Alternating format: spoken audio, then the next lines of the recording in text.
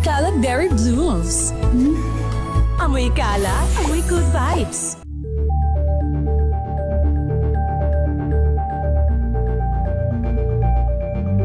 Maulan man, no worries na amoy kulob ang damit. Charm Fabcon, bangong kumaka-bloom, tanggal amoy kulob sa bango ng charm. Kaya gamit ko, Charm Fabcon with Bloom Fresh Technology. Kills 99.9% of kulob-causing bacteria. May aroma burst pa of thousands of flowers and berries. Ang sampay sa loob, no amoy kulob. Bangong kumaka-bloom sa charm. Charm Fabcon. ACS.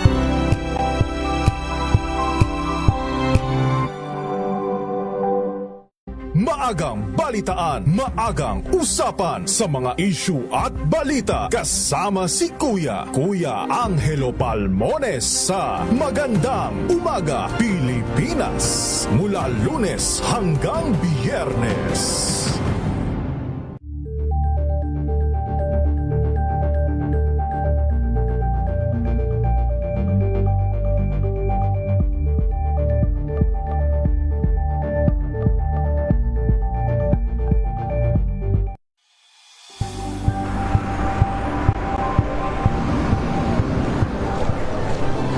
Ating mga eksperto dito lang sa Expert Opinion. Ito ang The Better News. TNDS. Trending and Isang kwento, iba't ibang anggulo. Dito sa Point of Bawat pananagutan ating tatalakayin dito sa Hoy, Bawal Yan. Pilipino, dito lang sa Deezer HTV, Match of Entertainment and Lifestyle. Ito ang MBC TV Network News. Una sa Pilipinas, una sa Pilipino.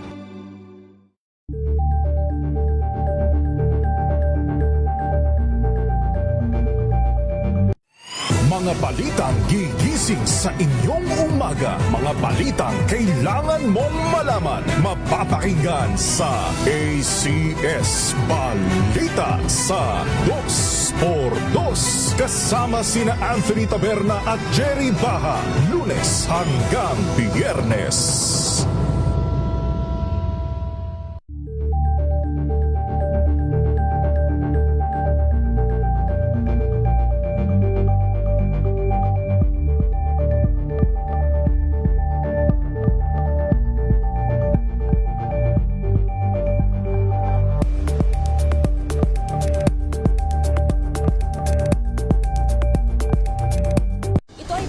Naitalang 17 individual na ang kanilang naaresto.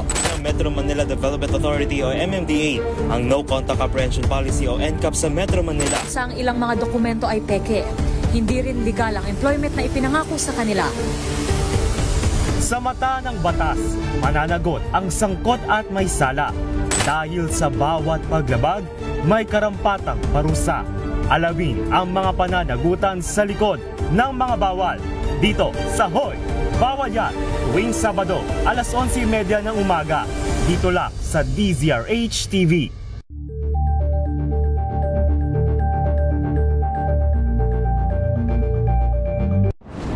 Kung good vibes ang hanap mo, dito ka na sa sigurado! Mula sa mga istoryang nagbibigay ng inspirasyon hanggang sa mga kwentong may dalang solusyon. Mga balitang pampagaan ang pakiramdam at pampaganda ng araw. Hindi lang basta good news, kundi the better news. Mula Lunes hanggang Biyernes, 1:00 ng tanghali sa DZRH TV.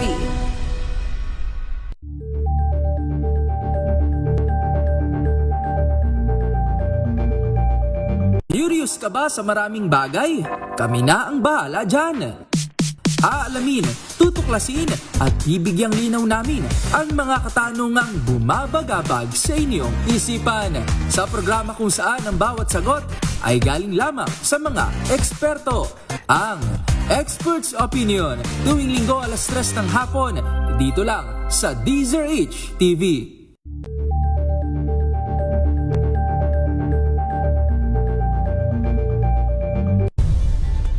Nagsimula sa pangarap hanggang sa maabot ang tagumpay. Iba't ibang kwento, iba't ibang mukha ng atletang Pilipino. Mas pinatindi, mas pinalakas, at mas pinaaksyon sa Match Point tuwing Sabado, 12:30 ng tanghali sa DZRH TV.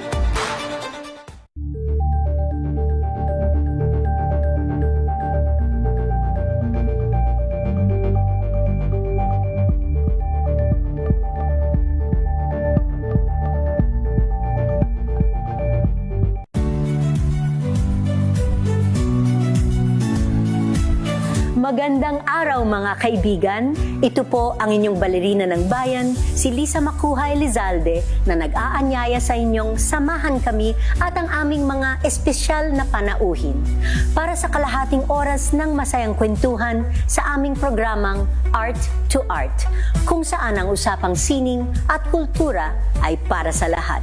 Huwag kaliligtaan, tuwing linggo, alas 3:30 ng hapon, dito lamang sa DZRH Radio, DZRH TV, at via online streaming. Number 1 na naman ang inyong DZRH sa latest survey ng Kantar Media na inilabas nitong January 2026. Hindi lang sa Metro Manila, kundi pati rin sa Mega Manila. Patunay na DZRH lang ang inyong tunay at totoong pinagkakatiwalaan. Taos-puso po kaming nagpapasalamat sa inyong patuloy na pagtitiwala dahil ang DZRH una sa Pilipinas, una sa Pilipino. Saan ka man sa mundo, tayo Pilipino.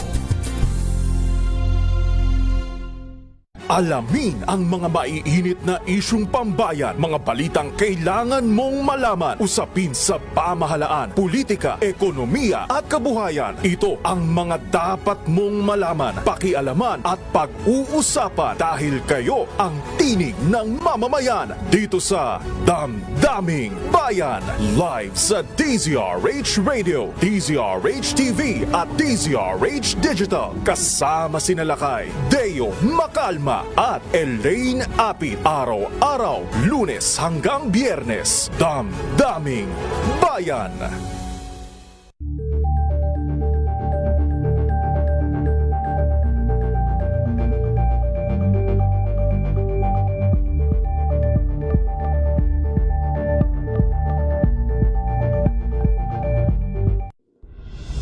Tuloy-tuloy ang pagtulong, tuloy-tuloy ang pagseserbisyo at tuloy-tuloy ang balitaan kasama si May Binauhan sa Operation Tulong mula Lunes hanggang Biyernes.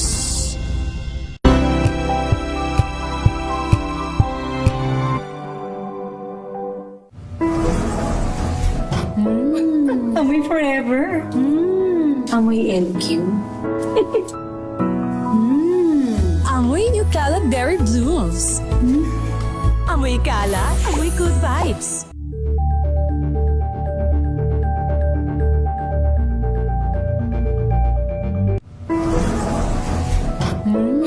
Amoy forever. Amoy LQ. Amoy New Cala Berry Blooms.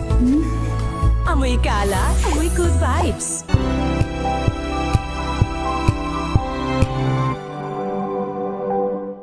We've got you covered. From the hottest hits, exclusive interviews, kilig to the bones fan meet experience, and hataw performances of your favorite stars. Saturdays, 12 noon, dito lang sa DZRH TV.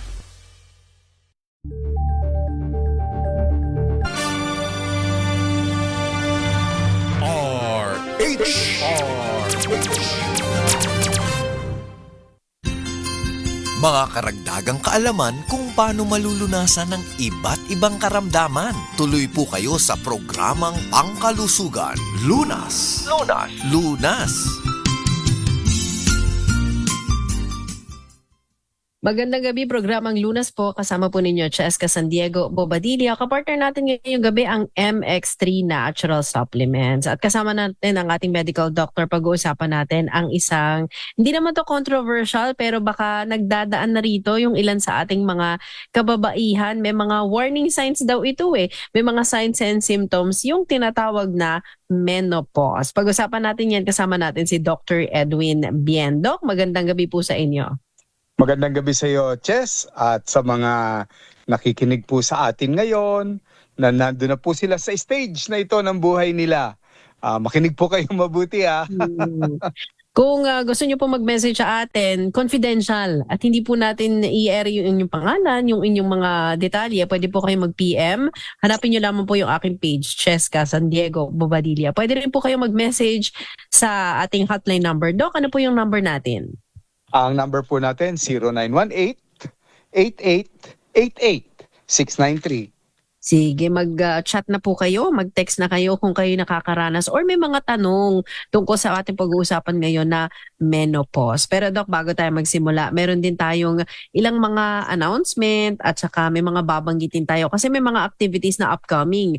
Ang ating Dimiri Foundation at saka ang DMI Philippines, unahin ko na Doc, yung gaganapin na bloodletting activity sa Davao. So sa mga nandyan po malapit sa area na yan ng Davao, may upcoming bloodletting activity ho sa March 18. Ito po gaganapin sa March 18, itong taong kasalukuyan. Nagbabalik ho ang MX3 para sa dugtong buhay sa dugong alay sa pakikipagtulungan ho yan ng Dimiri Foundation, SM Cares at ng Philippine National Red Cross.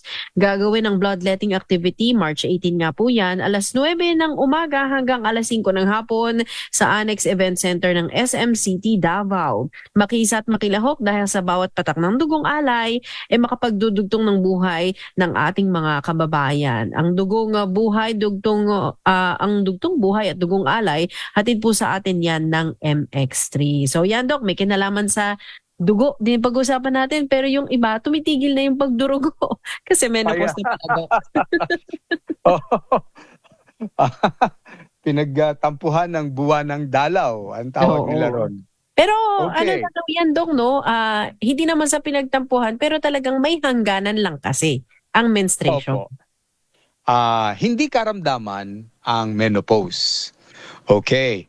Ngayon po, darating at darating sa isang babae yan. Before menopause, may tinatawag pang perimenopause. After that, meron pang post-menopause. May mga babaeng siniswerteng may mga nararamdaman, may mga ibang mas maswerteng walang nararamdaman.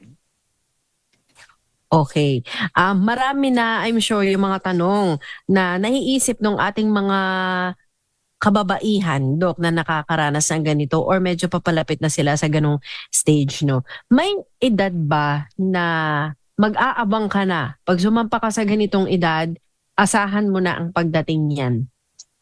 Well, totoo po yung kasabihan, the earlier na nag-onset ang menstruation ng isang babae, yung tinatawag ng mga doktor na menarche, the earlier also ang pagsapit ng kanilang menopausal stage. Okay. So, we see that sa mga bandang 45, mayroon ng nagpe-perimenopause. And then, pagdating nila ng 50, 51, 52, at saka nagiging full-blown menopause. Okay. So, may mga maaga kasing nagkaroon ng menstruation, Dok. Gaano ba kaaga yung maagang nag-mens? Normally, dapat teens. So, that means 13, 13. Pero as early as 9 years old sa ngayon, may mga nagme-menstruation. Pero na, Dok, no? Opo So, more likely, mas maaga rin yung pag-menopause nila. Kasi alam niyo po ba ang nangyayari sa isang babae kung bakit siya sumasapit sa stage na ito? Mayroon tayong tinatawag na mga follicles. Ito ay parang sago-sago. Nasa loob ito ng ovaryo. Limitado lang ito.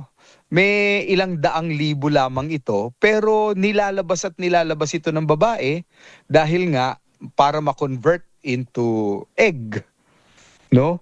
At yun po ang nagbibigay ng hormone na estrogen at progesterone para masuportahan yung magiging fetus nila. Okay.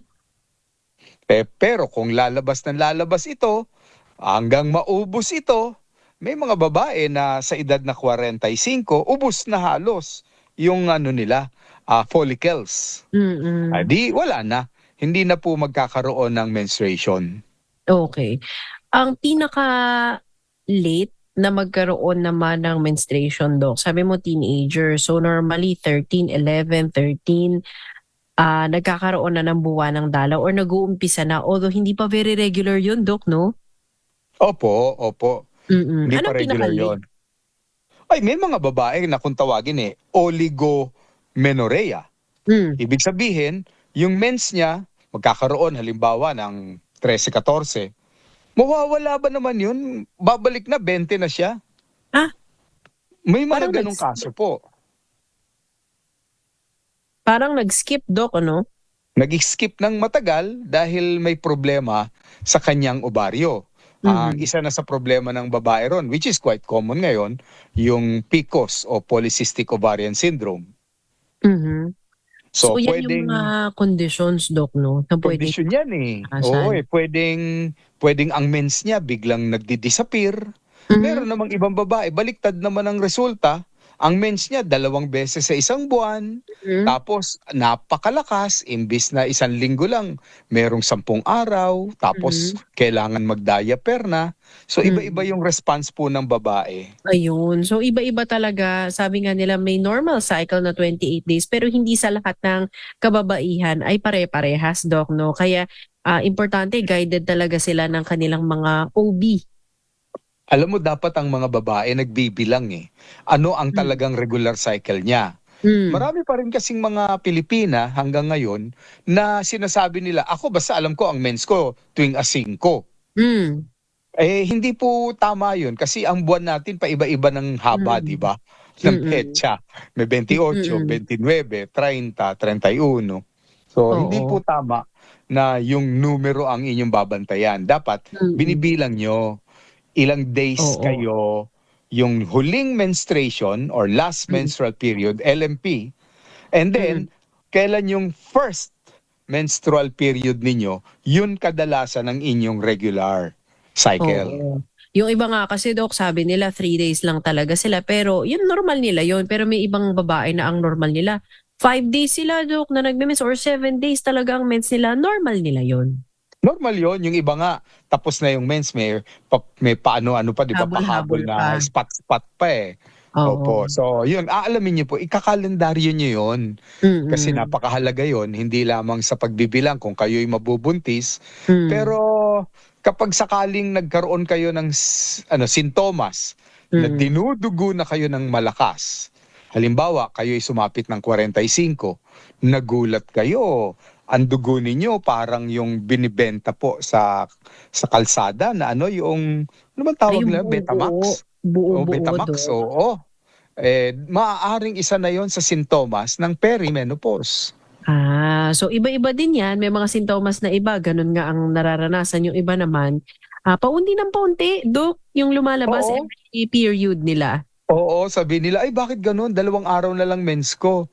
Tapos yung pangalawang araw pa, parang bahid na lang. Oo. But this is also the time na may mga mararamdaman sila eh. Katulad ng? Ay, nako, paypayan ng paypay. Init na init yan. Alam mo, inabot yan ng wife ko na ginaw na kami kasi bukas ang air condition. Pinabubuksan pa yung ventilador, samantalang ako naka-jacket na akong natutulog. Ginaw na ginaw, no? Oo eh. Okay, Tapos, yan yung tinatawag na Doc, hot flashes. Hot flashes. Tapos hindi mo mahawakan kasi pag hinawakan mo, pinagpapawisan. So tulak ng tulak, naninipa. Madaling mairita, Doc, no? Naiirita, oo. Mga maliliit na bagay, kinaiirita. Alam mo, Doc, biro-biroan na yan eh. Yung madaling mairita at saka yung lagi daw bugnutin, sinasabi, uy, mainitin ang ulo mo, siguro magme-menopause ka na. Totoo yun, Doc? Actually. At saka minsan how would you call that? Mga bagay na walang walang kahihinatnan. For example, magkasama kami sa sasakyan, nagmamaneho ako. Tapos, alam mo naman ang mga jeep, minsan hindi naman yan tumatabi para magsakay at magbaba ng pasahero. Oo. So, hihinto yan bigla, magbababa at magsasakay, and then tatanungin niya ako ng nakakunot, no, bakit ba dyan siya pumaparada? Yun ang question na hindi ko kayang sagutin eh. Pero in my mind, naisip ko, pwedeng bumaba ako, tanungin ko yung driver? Or, pero pag sinagot ko ng ganun, masasapok ako malamang eh. Oo. Kumbaga, maliit na bagay, minsan or madalas nagiging issue, siguro dahil hindi magandang pakiramdam, Dok, ng mga babaeng nagme-menopause? Aywan ko kung hindi maganda pakiramdam, pero parang natural lang na irritable. So, kung may nakikinig sa ating lalaki ngayon, huwag kayong papatol. Papasukin nyo sa kaliwang tenga, palabas sa kanan tenga, huwag kayong magdadahilan. And, eto natutunan ko, Chess. Darating kayo dyan ng inyong husbandry. Kahit tama kayong mga kalalakihan, huwag kayong mag-insist na kayo ay tama. Huwag na You are makikipagtalo. you will never be right. Okay, so bukod sa mood swings, bukod sa yung irritable, may hot flashes, ano pa yung iba, Dok, na talagang evident na makikita nilang pagbabago pag tumungtong na sila na sabi mga 45 and up? Okay, eto dahil nga sa estrogen decline. At kung maaaring ipakita natin ang picture na yan, yung estrogen decline, bumababa na yung estrogen na hormone nila, nagiging malilimutin. Tapos maliit na bagay, ninenervyos. Opo, yung pagpasok ko halimbawa ng pintuan sa kwarto, biglang mapapasigaw, mababagsak yung hawak-hawak. Ay! Nagulat na siya agad. Opo. Ganon. May nervyos, anxiety, may kinakatakot sa mga bagay na manonotice nyo po yan sa mga kababaihan, biglang pagtatawid. Dati, kayang-kayang tumawid. Ngayon parang at tubiling tatawid na nakikipagpatintero doon sa yan. Yan, common po yan. Oo. Yun ay dahil sa hormonal changes, Doc. Exactly. And one of the worst na epekto rin ng hormonal changes dahil ang estrogen is made by nature to protect a woman kasi yung babae po yan ang most important people dahil kayong mga kababaihan ang nag-give birth. So yung estrogen protective po yan sa buto ng isang babae at puso ng isang babae. So iniiwasan ng estrogen na madaling mabali ang buto at maiwasan ang heart attack. Manotice mo, mas rare ang heart attack sa babae kaysa sa lalaki. Okay. Dahil sa estrogen. Pero, kapag bumababa na ang estrogen, naglalambutan na yung buto. Parang barkilyos na yan. Madali na yung ma-fracture. At saka yung mga kababaihan, pwedeng makaramdam na yan ng pagtaas ng blood pressure at paninigip ng dibdib. Oo, pero hindi lang yata estrogen ang hormone na nawawala kapag menopause na, Doc. May isa pa, progesterone. Ito naman. Ito talagang menopausal stage na to. Pag nawala na pati progesterone, manonotice nyo to sa mga kababaihan, yung balat nag-iiba na po naglalaylay. Yung buhok, mapupunan nyo, numinipis na. Di ba nga may nakikita kayo na parang kita na yung anit, lalo na pag mga 50, 60 na ang babae. Na dati daw ang kapal-kapal ng buhok niya, itim na itim daw. Oo, di ba numinipis na, no? Oo. And so then, yung pala ay progesterone, hindi na siya yung progesterone yun. Hindi na, progesterone na yon. Okay. Tapos, nagiging dry. Dry everything. Dry eyes, kaya mas mahapdi lagi ang mata. Dry mouth, kaya parang tuyot lagi ang kanyang bibig, uhaw na uhaw. And then everywhere in the body, pati balat, dry. Ang kuko, dry. Ang hair, dry. Pati yung kanyang vagina is also dry. Okay. Kapag ikaw ay nakakaranas ng dryness sa face, normally yun lang yung nakikita natin, Doc, no? So lalagay ka ng moisturizer, ang kamay, maglalagay ka ng lotion. Paano mo malalaman na meron kang vaginal dryness? Masakit na makipagsiping. At mapupunan ng mga misteryan dahil bumababa na rin ang libido ni Mrs., no? At that age, mga 50. Ayaw na niyang nakikipagsiping at kung pumayag mang makipagsiping, masakit na para sa kanya. So, hindi na pleasurable ito sa mga kababaihan. Bukod sa wala na siya o nababawasan ng kanyang gana, Yung desire? oo, hindi na rin siya nag-enjoy, parang ganun, Dok. Oo. And this is sometimes nagiging cause ng marital discomfort o discord, no? Pagtatalo sa mag-aasawa, hindi napapansin ni Mrs., nagdaramdam si Mr. Si Mr. naman, kung ipipilit niya, hindi niya nare-realize na sinasaktan niya na si Mrs. Yung isa naman yung magdaramdam, Dok. Magdaramdam. Again, masasapok po tayo. Ikaw ang masasaktan pala. Oo, sa ulo. Pababatukan po tayo. Pero Dok, yung binanggit mo kanina na may moisturizer naman para sa balat. So sa vaginal dryness, paano? Mayroon din. Mamaya magandang talakayin natin yan. Pero that is the time na ang babae talaga, pagsapit ng edad na to, ay dumadalaw sa isang gynecologist dahil mayroong mga naipapayo. Either iniinom na tableta or patch or cream. At yun ay naglalaman po ng estrogen. Okay. So ang mga keywords na role ng hormone sa katawan ng babae ay estrogen and progesterone. Pero ano yung testosterone naman, Dok? Alam mo, akala natin walang testosterone ng babae. Pero mayroon din. Pang lalaki yun? Baliktad nga, ganito. Ang babae may maliit ding testosterone. Ang lalaki may maliit ding estrogen. Yan. Pero may mga babaeng ang taas ng kanilang testosterone. Kaya yung ibang babae may bigote at saka macho. O yung mga may lalaki pimples. Oo. May mga lalaki naman na ang taas din ng estrogen.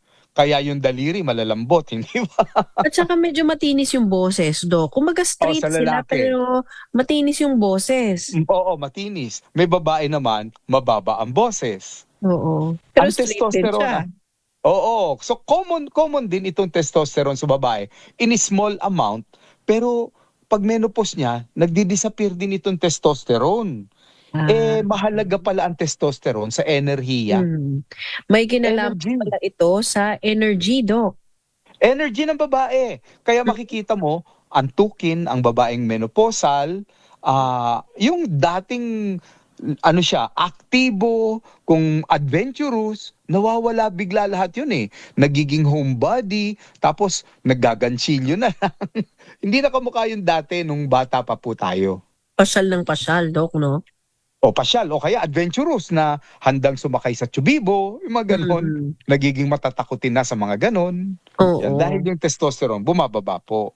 Oo. Responsible din pala yan, Dok, sa red blood cell production. So ano yun? Medyo namumutla na ang kulay ng isang babaeng magme-menopause? Nagiging anemic. Yes. Nagtataka sila, bakit ganon? Di naman ako dinudugo. Wala na akong mens. Pero bakit maputla ako? Yung pagiging maputla, nagiging vicious cycle, lalong nagiging tamad po siya at nangihina. Oo. At pang-regulate din pala ng mood, yung ano na yan, Dok, yung hormone na yan. Just like estrogen, apektado doon, yun ang problema, no? It will start as irritability sa pagbaba ng estrogen.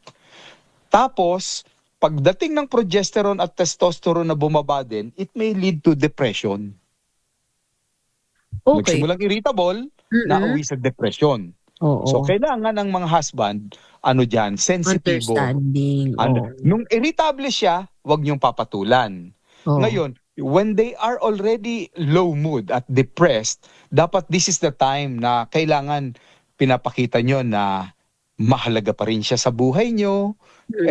Babatiin nyo na para sa mata ninyo, maganda pa rin po siya tulad ng dati.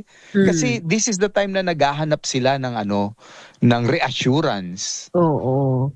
Sa ating pagbabalik, Dok, pag-usapan natin kasi important din pala itong mga hormones na ito, lalo yung testosterone na sinasabi mo. May small amount yan sa mga kababaihan. Bumababa ang level niyan kapag nagkakaroon na o papalapit ka na sa menopause. Yan pala yung responsible din para sa libido and sexual function. Paano kung 40 plus, 45 and up. Kaso, yung libido daw ng mga kalalakihan hanggang 60, hanggang 70. Paano naman makakasabay ang mga babae do kung decreasing na yung ganitong hormones? Pag-uusapan po natin yan sa ating pagbabalik. Kung may tanong kayo, Dok, saan sila pwedeng mag-message? Mag-message po kayo sa pangalan ko, pwede po, Edwin A. Bien. Pero kung halimbawa gusto po ninyong mag-text sa numero, yung 0918-8888-693. Sige po, pwede rin kayo mag-chat. Cheska San Diego Bobadilla sa Facebook. Babasahin po natin yung inyong mga messages para masagot ni Doc. Pwede rin po kayong mag-message sa MX3 Natural Supplements na Facebook page at babalikan natin ang discussion kasama natin si Dr. Edwin Bian. Katuwang natin ang MX3 Natural Supplements dito po sa programang Lunas.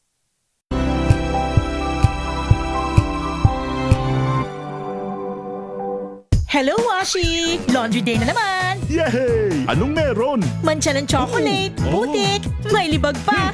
Kaya natin yan! With Pride Washing Machine Detergent, may triple stain-away formula. Tanggal ang makapit, madikit, at malupit na dumit mancha. Kaya easy-easy ang labada. Mula noon hanggang ngayon! All you need is pride. All you need is pride. ACS. May nagbago. May arte. May budget. Akala nyo lang yon. So solid. White rose papaya, wow, white rose. White rose papaya, wow, white rose. White rose papaya. May glow up with a white rose papaya. White Rose Papaya. May puti power times 2 kasi may papaya at niacinamide. May shea butter and tea tree oil pa. Kutis sulit ang glow up. Glow up with a white rose papaya. White Rose Papaya. Kutis sulit ang glow up. ACS. Wow, ang saya.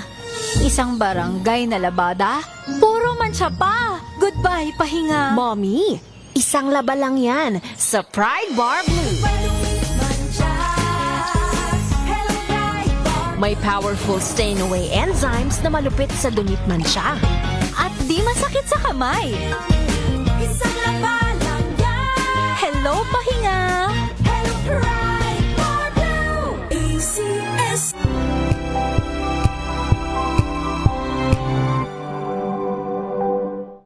Maagang balitaan, maagang usapan sa mga issue at balita kasama si Kuya Angelo Palmones sa Magandang Umaga Pilipinas mula Lunes hanggang Biyernes.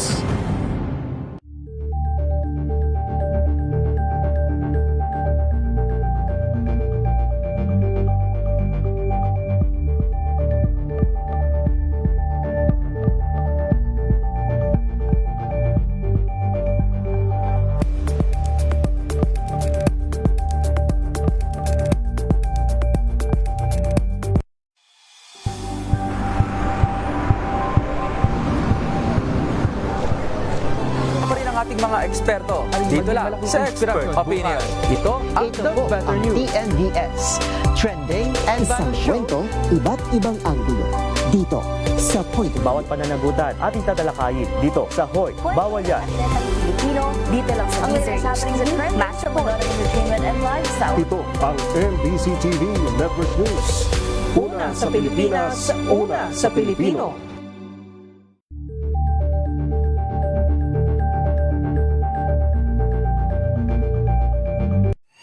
Mga balitang gigising sa inyong umaga. Mga balitang kailangan mong malaman. Mapapakinggan sa ACS Balita sa 2x2. Kasama sina Anthony Taberna at Jerry Baha. Lunes hanggang Biyernes.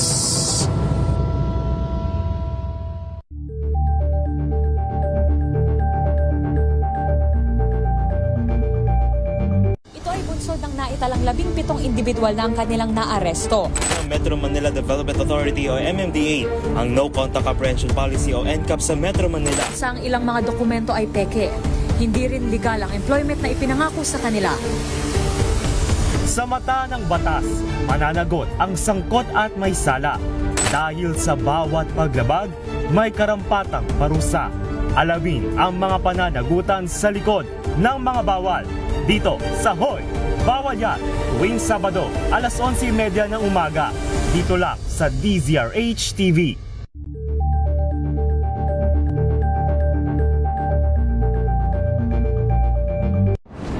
Kung good vibes ang hanap mo, dito ka na sa Sigurado!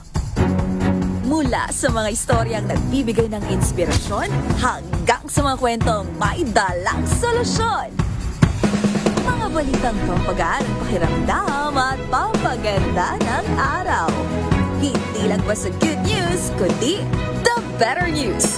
Mula Lunes hanggang Biyernes, 1:00 ng tanghali sa DZRH TV.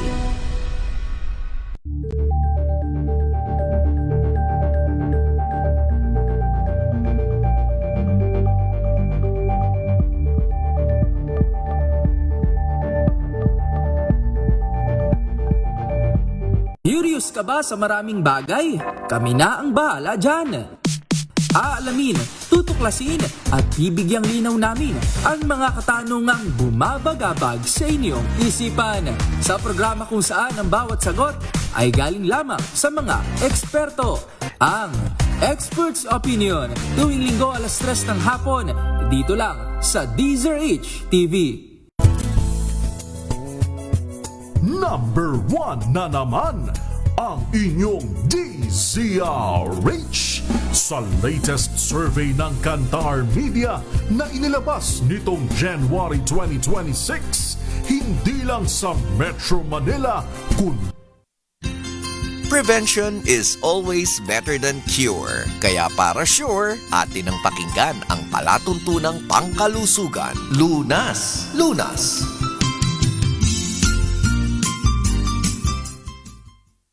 Balik tayo sa ating programang Lunas. Balikan natin ang topic na menopause. Kasama natin si Dr. Edwin Bien. Kasama niyo rin po Cheska San Diego Bobadilla. Pwede ko kayo mag-chat sa amin ni Doc Edwin A. Bien. Ang pangalan po ng ating medical doctor. Sa akin naman, Cheska San Diego Bobadilla. Dahil pinag-uusapan natin yung buwan ng dalaw na medyo umaandap-andap na, Doc, no? Or paunti ng paunti. Lalo na yung mga hormones. So kanina, Doc, bago tayo mag-commercial break, may mga binanggit kang hormones. May estrogen, progesterone, may testosterone na pang lalaki, pero meron din pala sa aming mga kababaihan. At ito yung responsible din doon sa aming gana sa pakikipag-siping sa mister. Paano do kung nasa 45, sabi mo 45 hanggang 50 years old, nawawala na ng gana. Di ba yung mga mister, totoo ba yun? Parang 50, 60, 70, meron pa, Dok. Totoo yan. Kaya may payo ako. May payo ako. Okay. Sa mga kababaihan, kapag halimbawa pong plano ninyong mag-asawa ng 20, ang hanapin yung lalaki yung mga nasa 35-40. Doble, Dok. Para pagsapit ninyo ng 40 years old, 60 years old na yung lalaki. Ano ba yan? Pag menopause nyo ng 45, 65 na yung lalaki, sabay na po kayo. Menopause ka, andropause naman siya. Ano ba yan? Pero sa mga wala nang magagawa, Dok, dahil nakapag-asawa sila, siguro kaidaran. Kaidaran nila, Dok, paano po yun? Usually kaidaran kasi kababata, hindi ba? Ano ngayon ang katanungan doon? Paano? Pupunta ngayon ang babaeng ito, ang mga kababaihan, sa kanilang gynecologist. Kamukha nga ng sabi ko, mayroon naman po ngayon ng mga modernong pamamaraan ng tinatawag na hormonal replacement therapy. Okay. Ito po yung mga patches, creams, at saka minsan tableta na nagtataglay nga po ng hormones na estrogen at saka progesterone. Pero wag po kayong magse-self-medicate noon. Kailangan guided ng doktor yon kasi dahil ito, chemical induced na estrogen, maaaring ma-stimulate naman yung pagkakaroon ng mga bukol sa dibdib in some cases. Okay. Hindi naman sa lahat. Okay. So kapag nag-start na ba sila ng hormonal replacement therapy, tuloy-tuloy na yan, Dok? Hindi naman po. Hindi naman.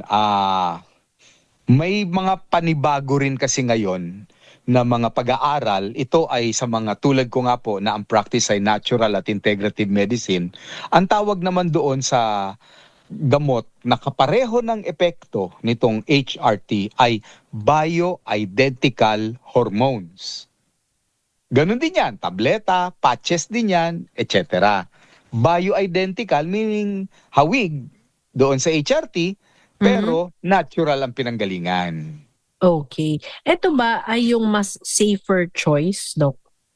Some would say safer, dahil nga hindi siya synthetically produced. Some would say mas less ang efficacy, dahil nga hindi naman siya matapang. So, nasa pag-uusap po ninyo ng inyong doktor yan. Okay. So, Doc, yung mga ganyan ang nararanasan, at least meron silang maiko-consider na options, Doc. Yun yung sagot doon sa tanong mong gaano katagal. Maaaring magsimula sila doon sa HRT.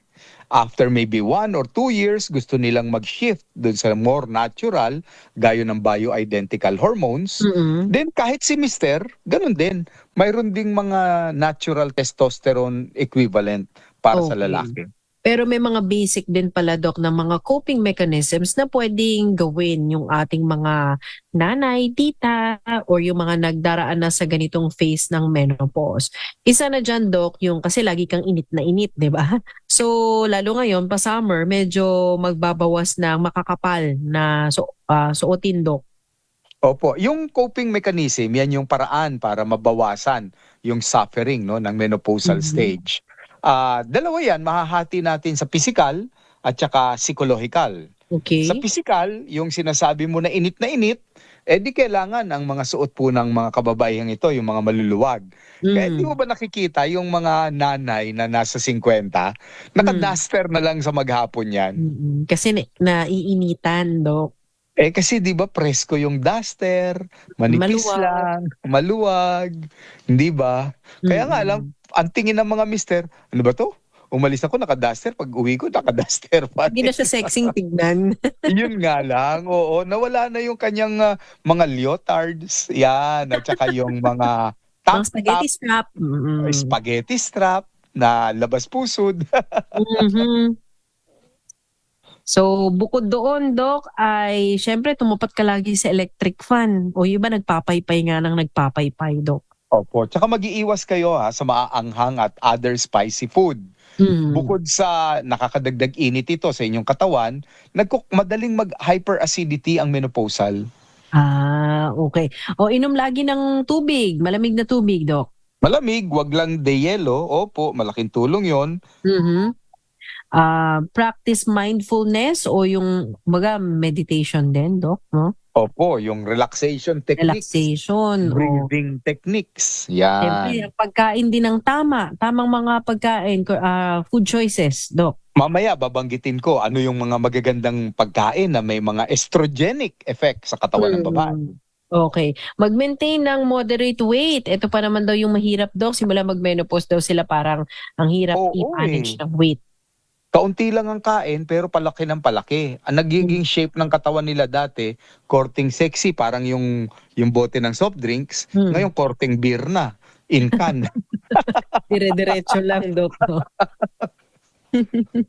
Exercise, importante din yan, Doc. Opo, and that is because at that age, ang puso ng babae ay pumapantay na doon sa risk for cardiovascular diseases ng isang lalaki. Pagdating naman sa coping mechanism, psychologically, ano ba pwedeng gawin? Nabanggit mo na ito, Doc, yung pag-take ng hormonal replacement o pag-take ng HRT. At saka bioidentical hormone replacement, no? Pero sana dumating din sa punto na dito sa bansa natin, hindi na ikinahihiya kasi nagde-depression ng mga babaeng ito, yung pagkukonsulta ba sa isang psychologist. Kasi iba ang psychologist, iba ang psychiatrist, no? Yung psychiatrist, yung po yung nagre-reseta ng mga pildoras. Yung psychologist, yan po yung cognitive therapy, yung tinatawag na talk therapy. Kasi ang tendency ng mga babae, ang kinakausap nila, yung manicurista, yung hairdresser. Yung mga payo po ng mga ganon, maaaring hindi professional advice. Diba? Yon. So, maganda sana hindi na maging stigma dito sa bansa natin ang kumonsulta sa psychologist. Oo. At saka sana ma-cover din, Doc, ng mga HMO kasi hindi pala covered yan. O yung, di ba may ano tayo, batas ng mental, what do you call that? Mental health week yata yun? Oo, dapat kasama yun sa universal healthcare na, di ba? Para covered na yung ganong mga tipo ng claims, 'di ba, Doc? Yung pagpapa-check up nila sa psychologist, sa psychiatrist, at yung mga medications, Doc. Kasi ang problema rin sa kanila, no, nagigising ng alas 3 yung mga menopausal. Yung mga lola, natatandaan ko, alas 3 ang ingay-ingay na ng kusina eh. Kasi gising na, hindi na makatulog. So, naghahanap na ngayon ng mga guguluhin sa kusina. Di tumutunog na yung mga kaldero. Nagigising na rin ako. Unless na lang, Doc, pwede nang mag-exercise o mag-workout ang mga nagigising ng alas 3 dahil malaki tulong din ito, Doc. O kaya nga naimbento ang Zumba at saka YouTube. O di sa YouTube na sila nagsusumba. Maganda yun. Ganado nga Maganda sila, yun. Doc, no, na sumama sa mga Zumba class, Zumba groups, do. Di ba, yun yung nakakapagsuot uli sila, di ba, ng mga sexy na mga outfit. Oo. Tsaka nakakapag-picture-picture ulit, do. Pabonggahan ng mga yan. Alam mo, pag nakakakita ako mga nagsusumba, sila-sila lang naman mag-exercise, pero kung todo lipstick ang mga yan, naka-blush on pa. Neon kung neon, do. Neon, ang mga sapatos, neon. Ang damit, neon. May headband pa yung mga yan. May wristband pa. At least may, ano daw, Doc, it adds spice and color sa kanilang araw-araw. Oo nga. Well, that is good. That is good. Hindi nyo kailangan ikahiya yun. Maganda nga po yun. Matutuwa rin si Mister eh. Okay. Bukod sa Zumba, importante din yung tinatawag na strength training, Doc. Yung hindi lang pagpapawisan ka. Oo, alam mo, siyempre nagsasayaw-sayaw, cardio yun, ano. Maganda pala ang babae na nagbubuhat ng dumbbells. Kasi this is the time na nalalaylay yung balat at yung cardio, hindi yan magpapa-firm ng muscle at ng skin. So mga dumbbells can help with that. Okay. Estrogen-rich foods. Meron bang mga ganun, Doc? At soya, taho, tokwa, ano pa, tofu. They are estrogen-rich food. So, pwedeng-pwede nyo pong kainin yan. Or yung mas common, garlic pala, Doc, no? Oo. Sa ginisa. Mahirap naman kasi kainin yung garlic per se, no? Pero yung dark chocolate. Okay. Dark chocolate, maganda po yan. Peaches and berries, yan po pala yung estrogen-rich foods. Ano pa? Ano pang ibang mga pagkain ang dapat kainin, Doc? Well, they should focus more on vegetables and fish, no? Kasi ang fish may omega, makakatulong yon para doon sa kanilang cardiac function, no? At that age, ng mga 50, nagbabawas na sila ng red meat dahil nahihirapan na rin yung kidneys nila. Bawas na rin daw sa ano, Doc, yung mga white rice, white bread. Kasi bumabagal ang panunaw, Doc. Oo, yung gluten. Nahirapan sila dun eh. At saka alam niyo po, ang white bread, ang bilis makapagpataas ng blood sugar niyan. Mataas ang glycemic index po niyan. Kaya nga, ang payo nila, wag sanang white bread. Nire-research ko what is one of the best na bread. Kung sakaling mahilig pa rin talaga kayo, sourdough is better eh. Kasi may fermentation process daw ang sourdough eh. Oo, gumagawa pa nga sila ng sarili nilang sourdough bread, di ba? Talaga? Hindi ba mahirap yun? May mga steps na ginagawa. Alam mo naman, pagka ganyan, ginagawa na nilang hobby, Doc. Oo nga. Sourdough, no? Maganda po yun. I-try po ninyo yun. Okay. Pagdating naman sa dapat iwasan, mga sweets, dapat iwasan. Pero Doc, kapag umiidad ang tao, parang naturally naman yatang nababawasan yung cravings mo for sweets. Sana, lagi akong may mantra dyan eh. Na noong ko pang binanggit sa'yo, nabanggit ko na rin dito sa programa, tandaan po ninyo, ito yung mga kababayan na nakikinig ngayon.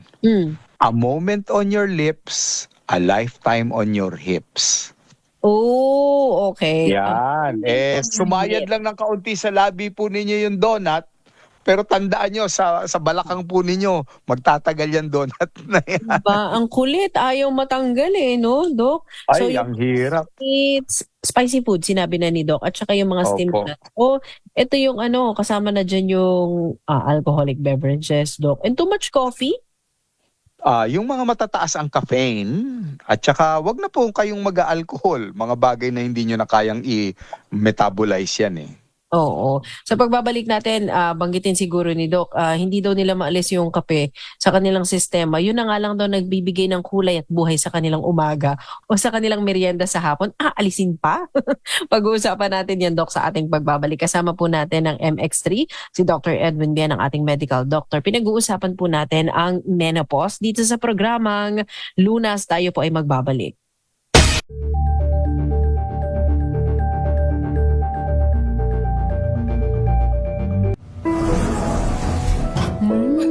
Amoy forever. Amoy LQ.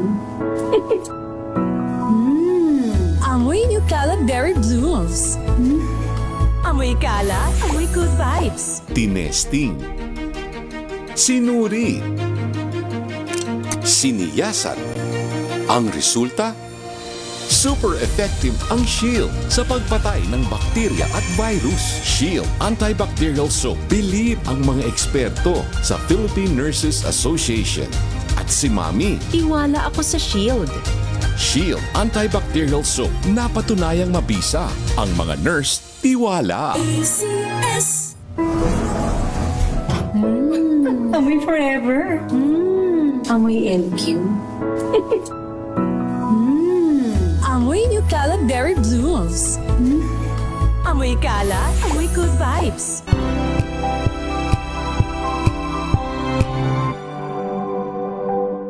Alamin ang mga maiinit na isyung pambayan, mga balitang kailangan mong malaman, usapin sa pamahalaan, politika, ekonomiya at kabuhayan. Ito ang mga dapat mong malaman, pakialaman at pag-uusapan dahil kayo ang tinig ng mamamayan dito sa Damdaming Bayan.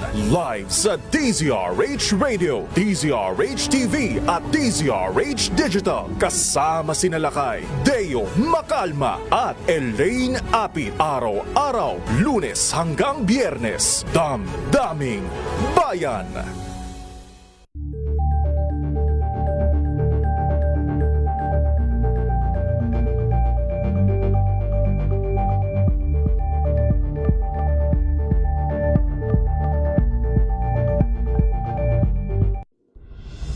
Tuloy-tuloy ang pagtulong, tuloy-tuloy ang pagseserbisyo at tuloy-tuloy ang balitaan kasama si May Binauhan sa Operation Tulong mula Lunes hanggang Biyernes.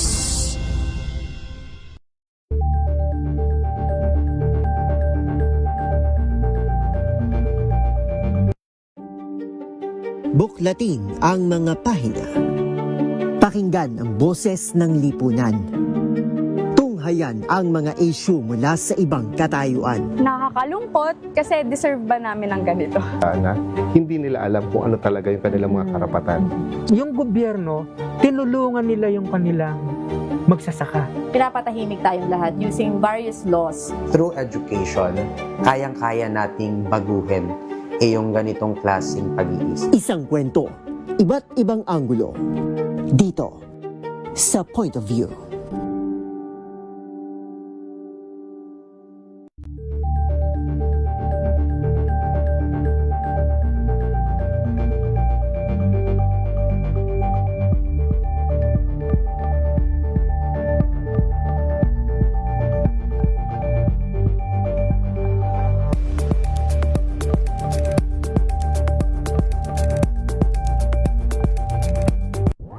Got you covered.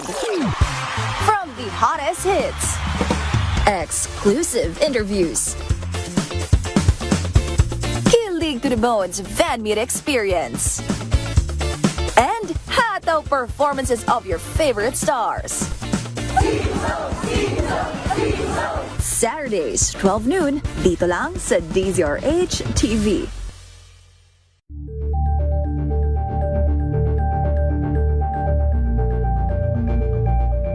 Tambalang Anthony Taberna at Jerry Baha ang gigising sa inyong umaga dahil lalatay ang humahagupit na diskusyon at komentaryo Lunes hanggang Biyernes sa 2x2. Para sa karagdagang kaalaman kung paano maiiwasan at malulunasan ng iba't ibang karamdaman, atin ang pakinggan ng programang Pangkalusugan, Lunas.